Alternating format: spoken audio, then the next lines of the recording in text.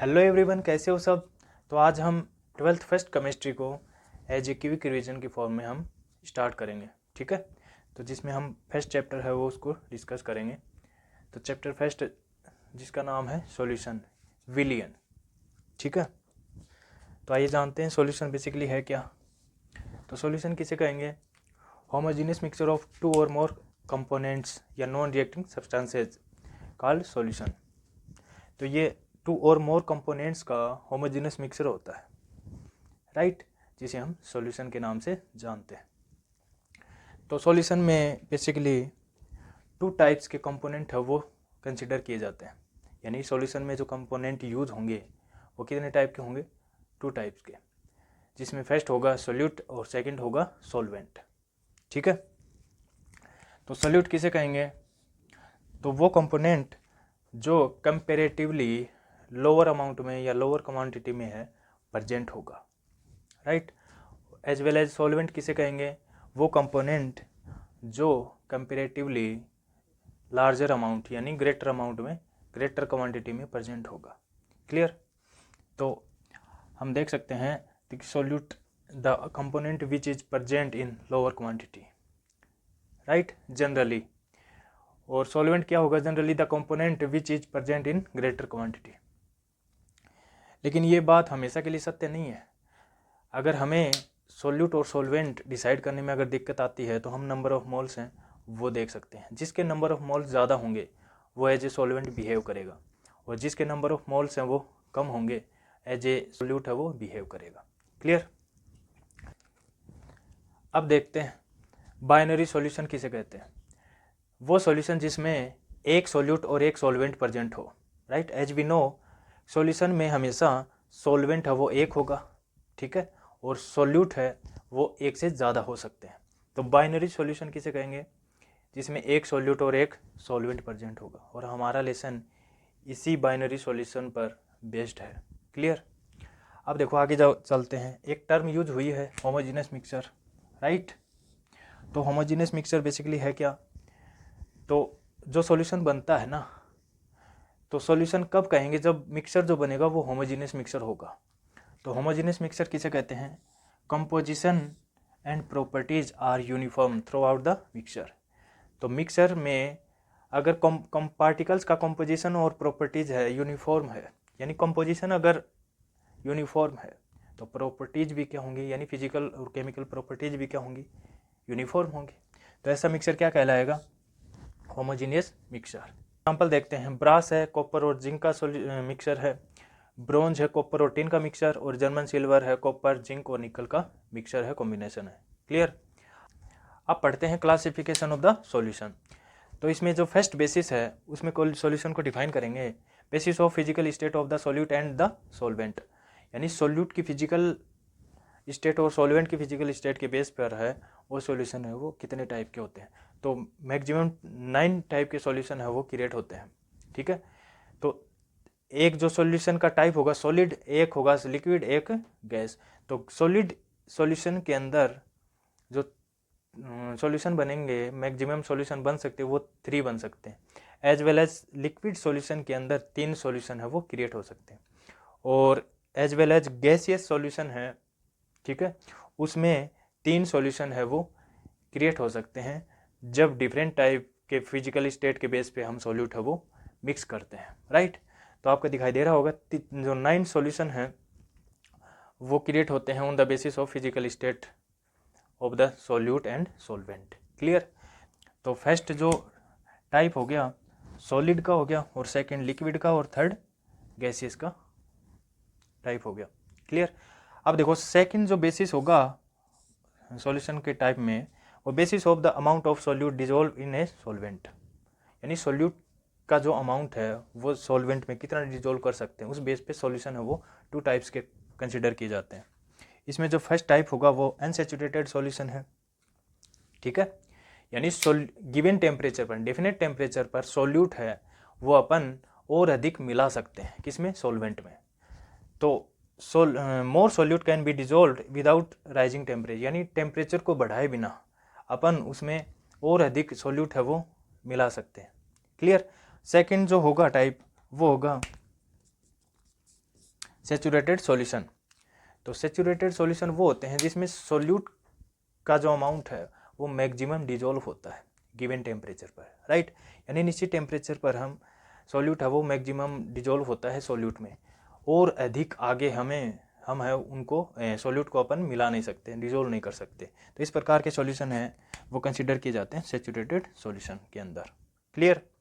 तो ये सॉल्यूशन के टाइप है, हमें याद रखने हैं। अब हम फर्दर हम पढ़ेंगे concentration terms of the solution, right. अब हम जानेंगे सॉल्यूशंस की कंसंट्रेशन को डिफाइन करने के लिए कौन कौन सी टर्म्स है वो यूज की जाती है, राइट।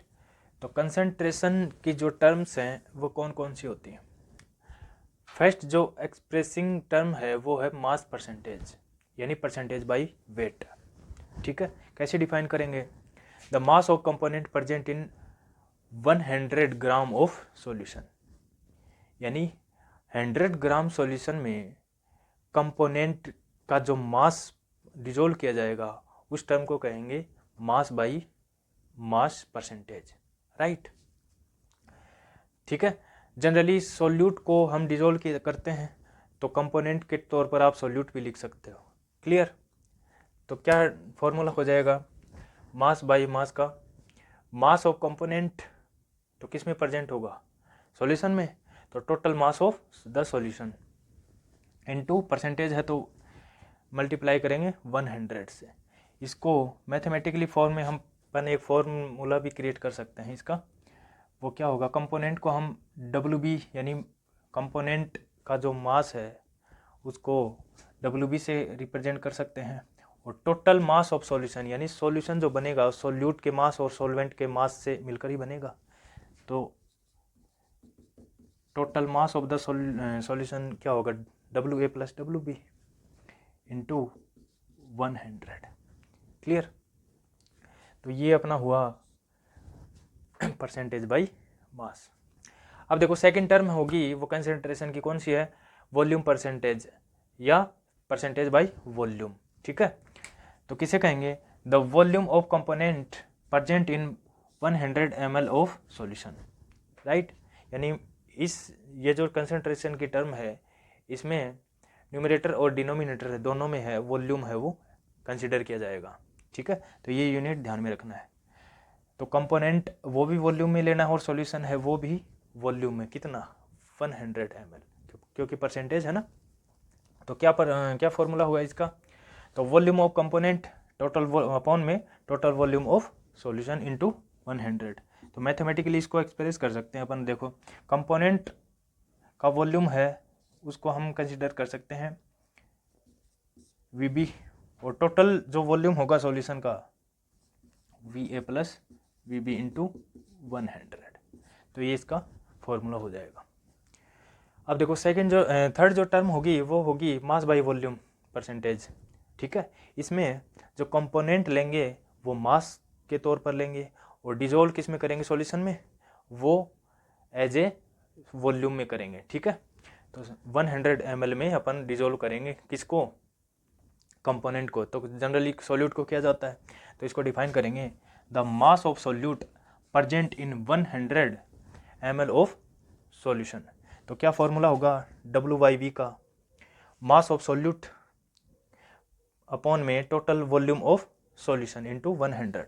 तो इसका जो मैथमेटिकल एक्सप्रेशन है वो क्या होगा, तो मास ऑफ सॉल्यूट को हम डिनोट करते हैं WB से, क्योंकि मास है ना ऊपर, तो WB टोटल वॉल्यूम VAB लिख सकते हैं या VA plus VB into 100। Clear, इसका फॉर्मूला हो गया। अब फोर्थ जो टर्म होगी कंसंट्रेशन की वो है PPM, जब सॉल्यूट वेरी लो अमाउंट में प्रेजेंट होगा, ठीक है। तो उसके लिए जो टर्म यूज की जाती है जनरली PPM की जाती है, ठीक है। इसकी फुल फॉर्म है पार्ट्स पर मिलियन। तो सीधा सा इसका फॉर्मूला होगा या डिफाइन कर सकते हैं इसको, जब कंपोनेंट प्रेजेंट होगा किस में, कंपोनेंट का पार्ट है वो प्रेजेंट होगा किस में, 1 million parts of the solution में, ठीक है। तो जनरली कैसे डिफाइन करेंगे इसको, the parts of component per million parts of the solution, ठीक है। इसका फॉर्मूला क्या होगा, number of parts of the component upon में total number of parts of all the component of the solution into 10⁶, ठीक है ना। मिलियन कितना होता है 10⁶। अगली जो कंसंट्रेशन टर्म है वो है मोल फ्रैक्शन, ठीक है। मोल फ्रैक्शन को इंडिकेट करते हैं एक सिंबल एक्स जैसा है जिसे ची बोलते हैं, राइट, काई बोल दो, ठीक है। तो कैसे डिफाइन करेंगे, तो किसी कंपोनेंट के मोल तथा सॉल्यूशन के टोटल मोल्स का जो रेशियो है उसको बोलते हैं मोल फ्रैक्शन, राइट। तो क्या कैसे डिफाइन करेंगे, the ratio of the number of moles of a component to the total number of moles of the all components in the solution called mole fraction. तो देखो किसी सॉल्यूशन में total component है वो फॉर ए बाइनरी सॉल्यूशन के लिए अपन ए और B component है वो कंसिडर करते हैं, यानी एक सॉल्यूट और एक सॉल्वेंट के लिए। तो सॉल्यूट या सॉल्वेंट मान लो, कंपोनेंट ए का जो मोल फ्रैक्शन होगा वो क्या होगा, इसके जो कंपोनेंट ए है उसके मोल अपॉन में सॉल्यूशन के टोटल मोल्स, ठीक है। तो कंपोनेंट ए के लिए मोल फ्रैक्शन है वो डिफाइन हो जाएगी, इसके लिए ये फॉर्मूला क्रिएट होगा। सिमिलरली कंपोनेंट बी है उसका जो मोल फ्रैक्शन होगा वो क्या होगा, कंपोनेंट बी के मोल अपॉन में total moles of the solution, right, ठीक है। किसी भी सॉल्यूशंस के अंदर जो मोल फ्रैक्शन होगा उसका जो सम करेंगे वो ऑलवेज 1 आएगा। अब देखो इसकी यूनिट होगी वो होगी यूनिटलेस, ठीक है, ऊपर भी मोल है नीचे भी मोल है तो इसकी कोई यूनिट नहीं है, ठीक है। अगली जो इम्पोर्टेंट जो टर्म होगी, जनरली बोर्ड में न्यूमेरिकल पूछा जाता है इस पर, ठीक है, यूनिट भी पूछ सकते हैं, डिफाइन भी करवा सकते हैं, तो जनरली न्यूमेरिकल पूछा जाता है। तो कैपिटल एम से एक्सप्रेस करेंगे इसको, किसे कहेंगे, 1 लीटर विलियन में विलय के मोलों की संख्या क्या कहलाती है, मोलरिटी, यानी मोलरता, हिंदी में क्या कहते हैं, मोलरता, ठीक है। तो the number of moles of the solute present in 1 litre of the solution, 1 decimetre cube भी लिख सकते हो, राइट। तो 1 लीटर सॉल्यूशन में सॉल्यूट के यानी विलय के जितने मोल्स होंगे उसी को कहेंगे मोलरिटी, क्लियर। तो मोलरिटी को कैसे डिफाइन करेंगे, इसके लिए फॉर्मूला जो क्रिएट होगा वो क्या होगा, number of moles of the solute upon में वॉल्यूम ऑफ द सॉल्यूशन। अब देखो ध्यान से, नंबर ऑफ मोल्स का जो फॉर्मूला होता है ना वो होता है मास ऑफ सॉल्यूट अपॉन में molecular weight of the solute, ठीक है। तो अलग से आपको ध्यान में रखना है, मोल्स को अगर डिफाइन करना हो उसके लिए फॉर्मूला बनाना हो तो क्या लिखेंगे, मास ऑफ सॉल्यूट के लिए लिख रहे हैं ना अपन, number of moles of the solute, mass of solute in gram, ठीक है ना, अपॉन में molecular weight of the solute, ये होता है मोल। और नीचे क्या है, वॉल्यूम ऑफ द सॉल्यूशन, तो यहाँ पर लिखेंगे into volume of the solution in ml। Generally question में अपन को ml में वॉल्यूम दिया जाएगा तो अपन को फॉर्मूले को 1000 से मल्टीप्लाई करना पड़ेगा, ठीक है, क्लियर। देखो इसकी यूनिट क्या होगी अब, मोल अपॉन में लीटर, या लिख सकते हो मोल लीटर इनवर्स, ठीक है। जो सॉल्यूट के मोल्स हैं अपॉन में वॉल्यूम ऑफ सॉल्यूशन, ठीक है। तो क्या हो गया, मोल अपॉन में लीटर। अब देखो इम्पोर्टेंट कुछ टर्म्स हैं, कुछ रिलेशंस हैं वो अपन को याद रखने हैं। W/W परसेंटेज गिवन हो क्वेश्चन में और मोलरिटी पूछी गई हो तो मोलरिटी और W/W परसेंटेज में एक रिलेशन है, capital M equal W/W percentage into 10 into density, क्योंकि क्वेश्चन में डेंसिटी दी गई होगी, और अपन में molecular weight of the solute. तो ये रिलेशन अपन को फॉर्मूले के रूप में अपन को ध्यान में रखना है, W/W into 10 into density upon में molecular weight of the solute, clear. अब देखो अगर एक सॉल्यूशन है उसकी मोलरिटी M1 है, ठीक है, और वॉल्यूम क्या है V1, उसको अगर डाइल्यूट किया जाए तो डाइल्यूशन लॉ के अकॉर्डिंग, ठीक है, उसका वॉल्यूम V2 हो जाएगा और मोलरिटी है वो M2 हो जाएगी। तो उसके बीच रिलेशन क्या होगा, M1 V1 equal M2V2। Clear? तो ये रिलेशन है वो ध्यान में रखेंगे। एक जो लास्ट जो रिलेशन है वो ध्यान में रखेंगे, जो टू सॉल्यूशंस के लिए जिसमें सॉल्यूट है वो सेम टाइप का होगा, राइट? उसको अगर मिक्स किया जाए, दो सॉल्यूशंस हैं, एक जिसकी मोलरिटी M1 और वॉल्यूम है V1, और सेकंड जो सॉल्यूशन है उसकी मोलरिटी M2 एंड वॉल्यूम है V2, उन दोनों को मिक्स किया जाए, जो फाइनल सॉल्यूशन बनेगा उसकी जो रिजल्टेंट मोलरिटी आएगी वो क्या आएगी? M1 V1 plus M2 V2 upon में V1 प्लस V2। हमारी नेक्स्ट कंसंट्रेशन टर्म है वो है मोलैलिटी, रिप्रेजेंट किया जाता है स्मॉल m से। ठीक है, तो क्या डेफिनेशन होगी इसकी? 1 किलोग्राम विलायक में विलेय के मोलों की संख्या क्या कहलाती है? मोलैलिटी, मोललता, राइट? तो कैसे डिफाइन करेंगे? Number of moles of the solute present in 1 kilogram of the solvent, right? ये सॉल्वेंट पर परिभाषित होगी, राइट? तो ये ध्यान में रखना है। तो क्या फॉर्मूला होगा इसका? Number of moles of solute upon में mass of solvent in kilogram.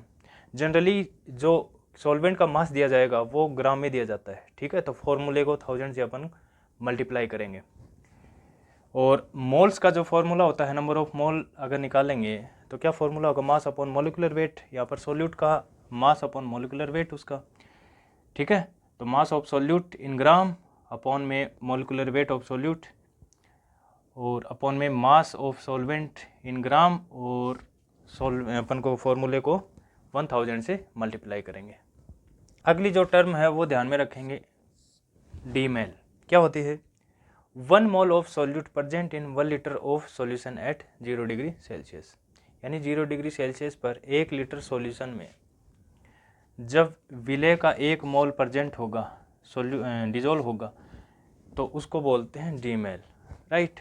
अब एक प्यारा सा नोट है वो ध्यान में रखेंगे। इस पर एक क्वेश्चन बनता है इंपॉर्टेंट। क्या बनता है कि ऐसी कौन सी कंसंट्रेशन टर्म्स हैं जो टेम्परेचर से प्रभावित होती हैं?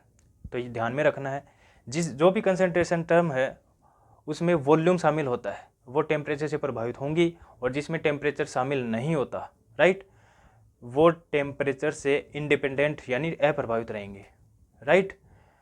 तो हमें ध्यान में रखना है कौन कौन सी कंसंट्रेशन टर्म्स हैं जिसमें वॉल्यूम नहीं आता यानी टेम्परेचर से इंडिपेंडेंट होते हैं। मोलैलिटी, क्योंकि अभी पढ़ा है, सॉल्वेंट पर परिभाषित होती है, इसमें वॉल्यूम नहीं आता, ठीक है? किलोग्राम, सॉल्वेंट का किलोग्राम है इसमें शामिल होता है। मोल फ्रैक्शन है, राइट? तो इसमें मोल कंसिडर किए जाते हैं। W/W, मास बाई मास जो परसेंटेज है उसमें भी वॉल्यूम शामिल नहीं होता। तो ये जो कंसंट्रेशन टर्म्स हैं वो टेम्परेचर से इंडिपेंडेंट रहेंगी, राइट? अगले लेक्चर में हम solubility, Henry's law, Raoult's law है उनको डिस्कस करेंगे। तब तक के लिए थैंक यू, टेक केयर।